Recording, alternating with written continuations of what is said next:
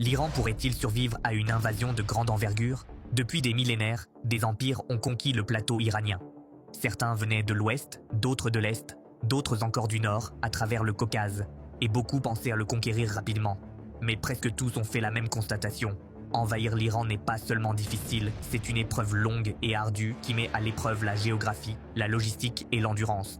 Or, voici la question que peu de gens se posent sérieusement. À quoi ressemblerait une invasion de grande envergure de l'Iran aujourd'hui?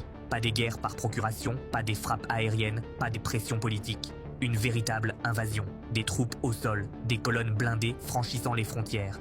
L'Iran survivrait-il? Pour répondre à cette question, il faut commencer par la géographie, car elle constitue sa plus grande défense. L'Iran n'est pas une plaine, c'est un pays de montagnes, de déserts et de hauts plateaux. Les monts Zagros s'étendent le long de la frontière ouest, formant un rempart naturel contre l'Irak. Les monts Alborz protègent le nord, dominant abruptement la mer Caspienne. Au centre se trouve le Dasht et Kavir, l'un des déserts les plus arides de la région. Toute armée d'invasion devrait donc choisir une direction. En effet, venant de l'ouest, elle devrait se frayer un chemin à travers d'étroits cols montagneux. Venant du sud, elle débarquerait le long du golfe Persique et progresserait vers l'intérieur des terres, bravant la chaleur et les terrains découverts.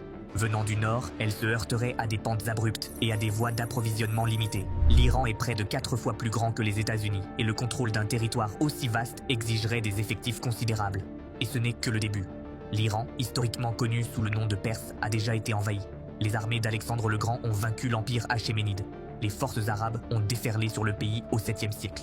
Les Mongols ont ravagé des villes au XIIIe siècle. Plus récemment, pendant la Seconde Guerre mondiale, les forces britanniques et soviétiques ont occupé des régions d'Iran pour sécuriser leurs lignes de ravitaillement. Mais voici le schéma. La conquête n'a pas signifié le contrôle. Les envahisseurs remportaient souvent des batailles. Ils s'emparèrent de villes. Ils remportaient des dirigeants. Pourtant, gouverner le pays s'avérait bien plus difficile que d'y entrer.